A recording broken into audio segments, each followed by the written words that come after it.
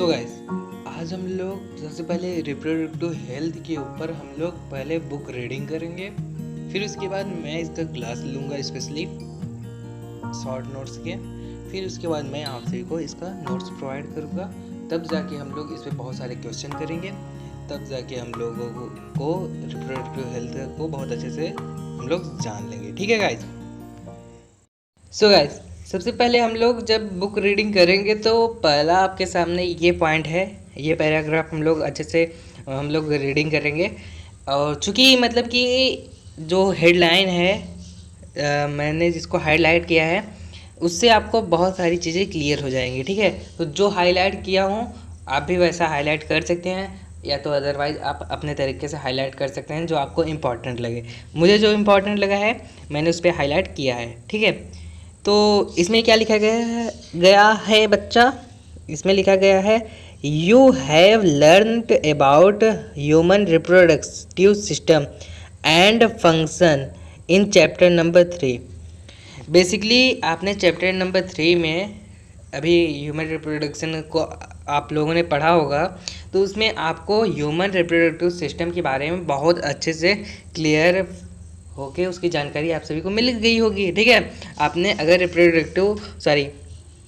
Chapter number 3 को पढ़ा है तो आपको ह्यूमन रिप्रोडक्टिव सिस्टम को अच्छे से समझ गए होंगे। ठीक है, अरे भैया ये बाबू समझ रहे हैं हमारी बतिया कि नहीं?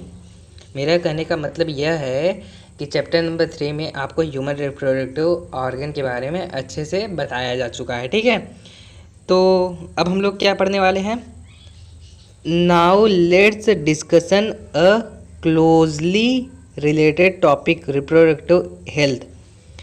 और अब जो हम लोग कुछ पढ़ने वाले हैं, ठीक है, अब जो हम कुछ पढ़ने वाले हैं वह उसी से रिलेट करता है, उसी से क्या है जुड़ा हुआ है। ठीक है, क्योंकि जो ह्यूमन रिप्रोडक्टिव हेल्थ पे हम लोग बातें करने वाले हैं वो किससे जुड़ा हुआ है? चैप्टर नंबर 3 से जुड़ा हुआ है। अगर आपने अभी तक चैप्टर नंबर 3 को नहीं पढ़ा है तो मैं उसका लिंक दे देता हूँ, सभी चैप्टर नंबर 3 के सभी पार्ट के आप लोग उसको पढ़ लीजिएगा। ठीक है बच्चों, तभी आपको ये अच्छे से समझ में आएगा। ठीक है गाइस, आगे बढ़ते हैं हम लोग। बेसिकली यहाँ से हम लोग शुरू करेंगे। The term simply refers to healthy reproductive organ with normal function. Basically अगर हम लोग रिप्रोडक्टिव हेल्थ का मतलब क्या समझेंगे? रिप्रोडक्टिव हेल्थ का मतलब हम लोग यही जानते हैं कि जो मतलब ऑर्गन है, रिप्रोडक्टिव ऑर्गन है, वो नॉर्मल रहे, उसमें कोई रोग ना हुआ हो, कोई डिजीज़ ना हो, कुछ भी उसमें प्रॉब्लम ना हो। तो यही तो है healthy reproductive organ. Healthy reproductive organ रहे तो उसी को हम लोग रिप्रोडक्टिव हेल्थ कहेंगे। ठीक है, नॉर्मली भाषा पे, अभी हम लोग स्टैंडर्ड लैंग्वेज की बात नहीं कर रहे हैं, नॉर्मली हम लोग यही कहेंगे। ठीक है, तो अब जो मैं हाईलाइट किया हूँ उसको थोड़ा सा देखिए आप लोग और गौर कीजिएगा। बेसिकली मैंने हाईलाइट क्या किया है? How ईवर it has broader prospective and includes the emotional and social aspect of reproduction also.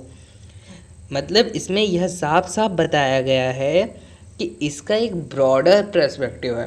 केवल इतना नहीं है कि मतलब कि अरे आपका वो रिप्रोडक्शन ऑर्गन जो है वो मतलब कि क्या हो, वो नॉर्मल हो, केवल उतना नहीं है बच्चा। इसमें आपको साफ साफ कहा गया है कि ये जो मतलब कि केवल वो जो मतलब रिप्रोडक्टिव ऑर्गन है वो नॉर्मल रहे, वो सही है, लेकिन साथ ही साथ इमोशनल और social aspect of reproduction also, यानी कि वह भावनात्मक और सामाजिक दोनों तरीके से वो स्वस्थ रहना चाहिए। जैसे अभी आपका जैसे मान लो कि बाय द वे कोई मतलब कि क्या रहता है, अभी मतलब अगर जैसे आपके घर में या पे कोई एक आदमी ले लो, अगर वह मतलब उसके अंदर क्या है, कोई मतलब रिप्रोडक्शन से रिलेटेड कोई प्रॉब्लम है, ठीक है, तो बेसिकली अपने घर में अगर बोलेगा तो लोग उस पर ब्लेम करने लगेंगे, उससे थोड़ा सा हेट करने लगेंगे, उनको लगेगा कि इसके कैरेक्टर में कोई प्रॉब्लम है, यानी कि वो कैरेक्टर लेस है, उसको कैरेक्टर लेस भी बताया जा सकता है। ठीक है, उस पे उसके मतलब कि कैरेक्टर पे लोग मतलब ताने बाने कसने लगेंगे तो इससे उसका भावनात्मक पक्ष भी कमज़ोर हो जाएगा, ठीक है। वो अंदर अंदर उसका दम घुटने लगेगा कि हमको कितना कैरेक्टरलेस समझा जा रहा है, जबकि ऐसा नॉर्मली जैसा ऑर्गन होता है, नॉर्मली जैसे अदर डिजीज होते हैं, समझ रहे हैं मेरी बातों को। देखो नॉर्मली जैसे अदर डिजीज होते हैं और तभी जो मतलब रोग होते हैं, उसी तरीके से ये भी एक रोग होता है, ठीक है। अगर इसमें मतलब रिप्रोडक्टिव ऑर्गन में कोई रोग है, कोई डिजीज़ है, तो वो भी तो एक रोग ही हुआ ना। तो उसका इलाज हुआ तो कौन सा गलत हो गया भाई? कौन सा आप लोग उसका सामाजिक ताना बाना घिस रहे हैं? और उसने गलत क्या किया है? हो सकता है वो मतलब कभी कभी ये सेक्सुअल कंटेंट से भी नहीं होता, कांटेक्ट न करने पर भी हो जाता है, ठीक है। उसके कई सारे अदर रीज़न भी होते हैं, ठीक है। तो ये ज़रूरी नहीं है कि सेक्सुअल कांटेक्ट से ही मतलब रिप्रोडक्टिव हेल्थ ऑर्गन पे मतलब असर पड़ता है, कई सारे और कारण भी होते हैं, ठीक है। तो बेसिकली उस पे जो मतलब कि उसके कैरेक्टर पे जो हम लोग उंगली उठाते हैं, समाज उंगली उठाता है, तो उनको समझना चाहिए, ठीक है। तो वही चीज़ में कहा गया है कि अगर रिप्रोडक्शन में कोई रिप्रोडक्टिव ऑर्गन में कोई मतलब कि प्रॉब्लम है, तो वो तो रिप्रोडक्शन हेल्थ तो ऑलरेडी उसका ख़राब है, ये तो हम लोग जानते हैं। लेकिन साथ ही साथ उसको सामाजिक और भावनात्मक व्यवहारात्मक भी उसका सही होना चाहिए, कि मतलब कि आसपास के लोग भी उसको मतलब सपोर्ट करें, भाई हाँ कोई तुम्हारे अंदर प्रॉब्लम है तो तुमको मतलब जाना चाहिए, ठीक है, आपको इलाज करवाना चाहिए। अभी अच्छा मान लो आप लोग क्या करें कि अभी आपके कान में कोई दर्द हो रहा है, अभी या तो मतलब कि सर में दर्द है, तो अगर आप घर वालों को बताएंगे, वो नॉर्मली कहेंगे कि चले जाओ, ठीक है। तो ऐसे ही अगर आपको मतलब रिप्रोडक्शन ऑर्गन में कोई प्रॉब्लम है, तो घर वाले जब बोले कि चले जाओ, कोई मतलब उस पर उंगली उंगली न उठाए, तो ये यहाँ तक भी सही है, ठीक है। रिप्रोडक्शन हेल्थ का मतलब सीधी सी बात है, ये ब्रॉडर पर्सपेक्टिव को लिया गया है कि इमोशनल और सोशल दोनों एस्पेक्ट से वो क्या होना चाहिए, स्वस्थ होना चाहिए, ठीक है। That's it's all my dear student. तो आगे क्या लिखा गया है? आगे है according to the world health organisation reproductive health means total, आगे क्या है यार, चलो हम आगे दिखाते हैं, फिलहाल इतना देख लीजिए। According to the world health organisation, WHO क्या कहता है इसके बारे में, रिप्रोडक्टिव हेल्थ के ऊपर WHO क्या कहता है, आइए हम लोग सबसे पहले उसको जानते हैं, ठीक है। तो WHO के अकॉर्डिंग क्या कहता है? WHO के अकॉर्डिंग क्या है? Reproduction sorry Reproductive health means a total well-being in all aspects of reproduction, physically, emotional, behavioral and social, ठीक है। मतलब इसमें साफ साफ WHO ये बोलता है कि जो भी मतलब कि, रुकिए आपको थोड़ा सा ये मिटा देते हैं तो आपको थोड़ा सा अच्छे से दिखे, हाँ। तो WHO आपको साफ साफ बोल रहा है कि जो भी मतलब रिप्रोडक्टिव हेल्थ है वो सीधा सीधा फिजिकल होना चाहिए। फिजिकल मतलब कहने का मतलब इसका यह है कि फिजिकल मतलब क्या होना चाहिए, वो उसका जो मतलब रिप्रोडक्टिव ऑर्गन है वो कैसा होना चाहिए, नॉर्मल होना चाहिए, ठीक है। उसमें कोई डिजीज़ ना होना चाहिए, कोई मतलब उसमें प्रॉब्लम ना होनी चाहिए, ठीक है। फिजिकल भी होना चाहिए, इमोशनल यानी भावनात्मक भी होना चाहिए, वो भावनात्मक भी स्वस्थ रहे, ठीक है। और क्या है,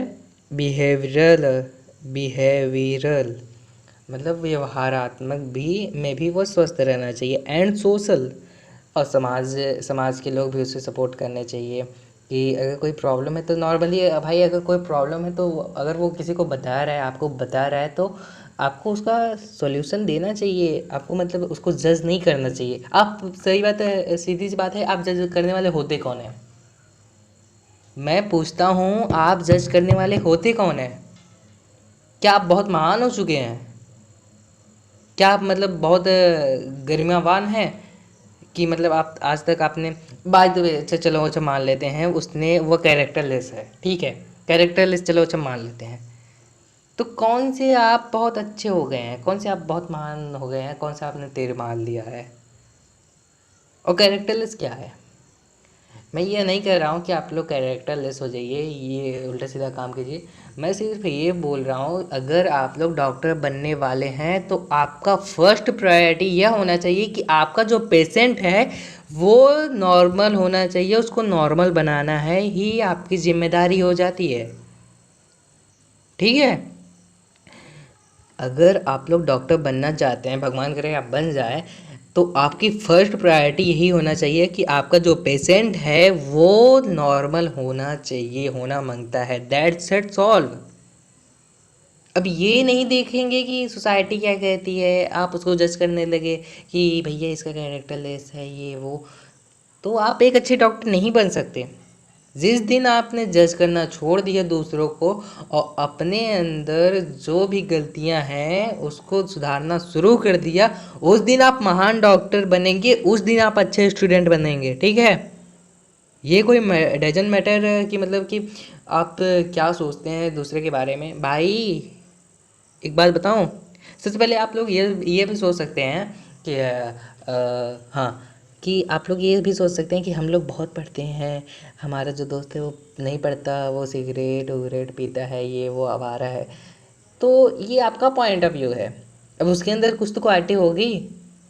और ज़रूरी नहीं है कि आप मतलब पढ़ते हैं वो नहीं पढ़ता तो उसकी लाइफ ख़राब हो जाएगी। हो सकता है, बाय द वे भगवान करे उसका भी लाइफ अच्छा हो, और कहीं कभी कभी कभी नसीब भी साथ दे जाते हैं बंदे का, कभी कभी नसीब भी साथ हो जाता है। अगर वो अच्छा हो गया तो, अगर वो उसने कुछ महान काम कर लिया तो, अचीवमेंट कर दिया तो, ये ज़रूरी नहीं है। आप जजमेंट करने वाले सीधी सी बात होते कौन है, आपको जजमेंट नहीं करना चाहिए। खैर, बहुत ज़्यादा हमने बातें कर ली, आगे बढ़ते हैं हम लोग।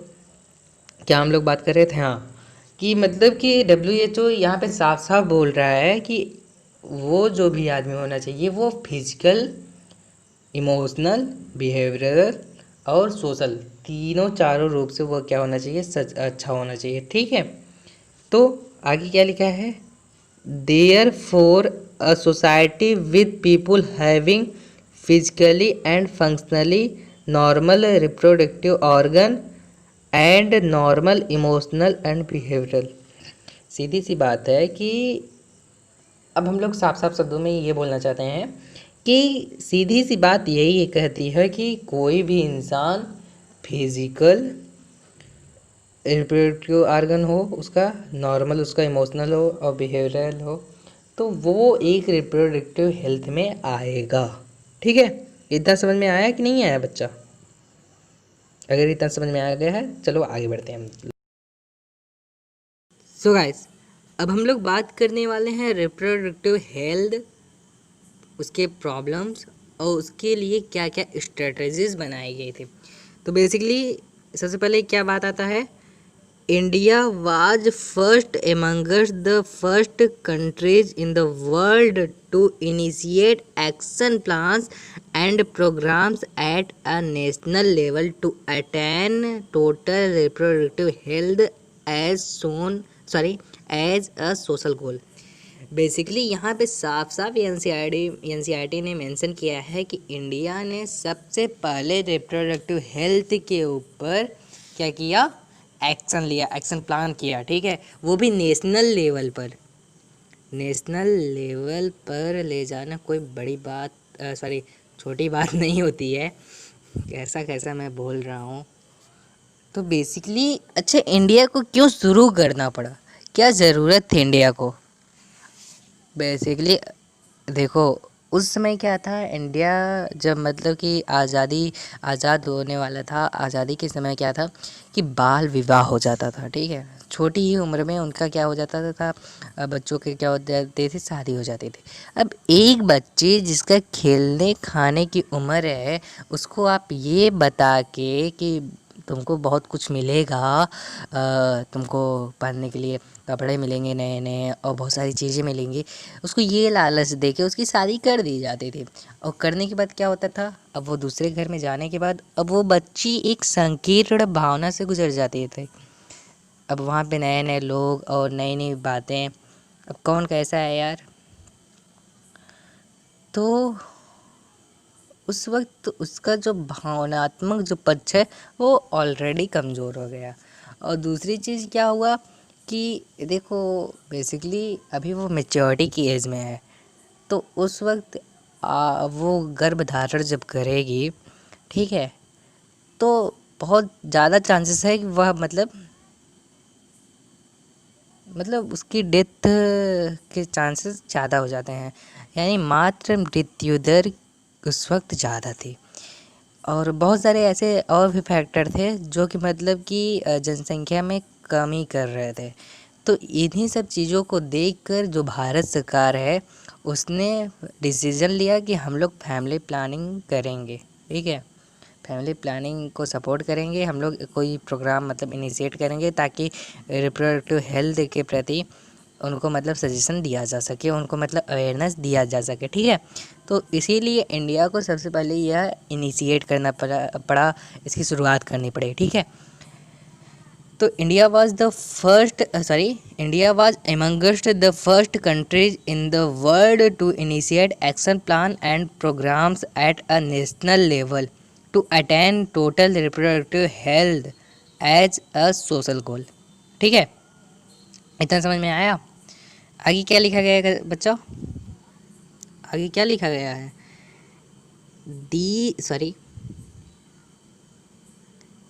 These programs called family planning were initiated 1951। देखो मैंने जो हाईलाइट किया है वो अपने तरीके से हाईलाइट किया है, क्योंकि इसको मैंने जब हाईलाइट कर रहा था कि जब मैं हाईलाइट्स को देखूंगा तो मुझको इसके बारे में ज़्यादा नहीं पढ़ना पड़ेगा, केवल हाईलाइट अगर मैं पढ़ लूँगा तो मुझे सारी चीज़ें याद हो जाएगी। तो सबसे पहले क्या हुआ, इंडिया ने सबसे पहले एक्शन प्लान को इनिशिएट किया और यह जो प्रोग्राम्स था वह फैमिली प्लानिंग था, और जो कि 1951 में इसको मतलब लागू किया, 1951 में इसकी शुरुआत हुई, ठीक है। इतना समझ में आया कि नहीं आया? तो 1951 में इंडिया ने सबसे पहले रिप्रोडक्टिव हेल्थ के ऊपर एक्शन लिया। और क्या है आगे, क्या लिखा गया है? Were periodically assessed over the past decades, ठीक है। Were periodically assessed over the past decades. हाँ, तो were periodically assessed over the past decades. Periodically मतलब समय समय पर, असेस्ड मतलब क्या होता है, मूल्यांकन करना, over the past decades. Decades मतलब क्या होता है, पिछला जो दशक है। पिछले दशक में जब मतलब कि इसको मतलब मतलब दशक में पिछले दशक में जब हम लोग इस पे मतलब क्या किए, समय पर जब इसका मूल्यांकन किया गया, ठीक है, तो उसमें क्या हुआ, तो क्या पता हुआ, क्या चीज़ मतलब क्या इम्प्रूव हुआ। Improved programs covering wider reproduction related areas are currently in operation under popular name।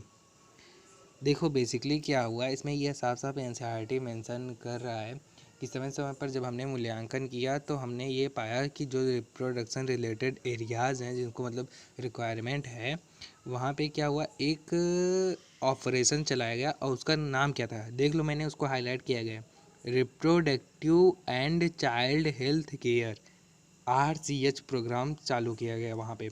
तो अच्छा ये RCH करता क्या था? RCH क्या करता था? Creating awareness among people about various reproduction related aspect and providing facility and support for building up reproductive healthy society are the major task under this programme. Basically यह क्या करता था कि लोगों में अवेयरनेस देता था, उनको समझाता था, उनमें मतलब कि रिप्रोडक्शन से रिलेटेड जितने भी मिथ थे, जितनी भी मतलब उल्टी सीधी बातें कही जाती थी, उनके प्रति उनको मतलब अवेयरनेस देता था कि सच्ची बातें क्या है, और मतलब कि तमाम तरीके के अभी क्या होता है कि गांव में आपने बेसिकली देखा होगा या फिर शहरों में कहीं कहीं पे क्या होता है, दीवारों पे ये नीम हकीम आलम, ये था नीम हकीम साले जो भी रहते हैं, ये क्या करते हैं बेसिकली कह देते हैं गुप्त रोग के लिए यहाँ पे मिले वहाँ पे मिले, इन सभी के पास कुछ भी नहीं होता, ठीक है। ये मतलब एक तरीके से अपना घर बार चलाते हैं और कुछ नहीं, इनके पास कुछ भी ना नॉलेज है ना कुछ है।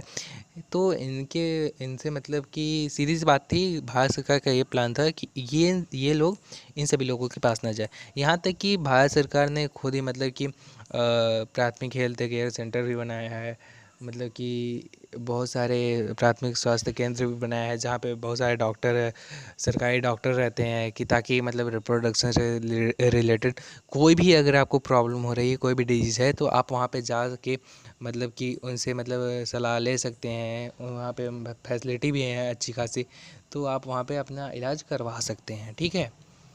तो बेसिकली यहाँ तक कि उसने मतलब ये प्रमोट भी किया है कि मतलब कि अगर मतलब कि कोई लड़का पैदा होता है तो पैसा भी देता है, लड़की अगर पैदा होती है तो कुछ समय के लिए वो पैसा भी देता है शादी विवाह के लिए। सरकार इतना मतलब करती है, ठीक है। तो सरकार बहुत कुछ कर रही है आपके लिए। और यहाँ तक कि इसने जब अवेयरनेस किया तो इसमें क्या था, रिलेटेड एस्पेक्ट, ताकि मतलब क्या, आगे बढ़ते हैं थोड़ा सा। Creating awareness among people about various reproduction related aspect, मतलब सबसे पहले क्या हुआ कि इसके प्रति क्या हुआ कि अवेयरनेस इन्होंने दिया। अवेयरनेस करने का मतलब यह हुआ कि सबसे पहले इन्होंने रिप्रोडक्शन से रिलेटेड जितने भी भिन्न भिन्न प्रकार के मिथ थे और इनके बारे में जो बातें थी उनके प्रति अवेयरनेस किया। फिर उसके बाद उनको फैसिलिटी भी प्रोवाइड की, मतलब प्राथमिक स्वास्थ्य केंद्र भी बनाया गया, वहाँ पे बहुत सारी फैसिलिटी भी प्रोवाइड की जाने लगी। And support for building up a reproductively healthy society, और मतलब कि इसने मेजर रोल अदा किया रिप्रोडक्शन से रिलेटेड हेल्दी सोसाइटी बनाने में, ठीक है। तो आज के लिए बस इतना ही।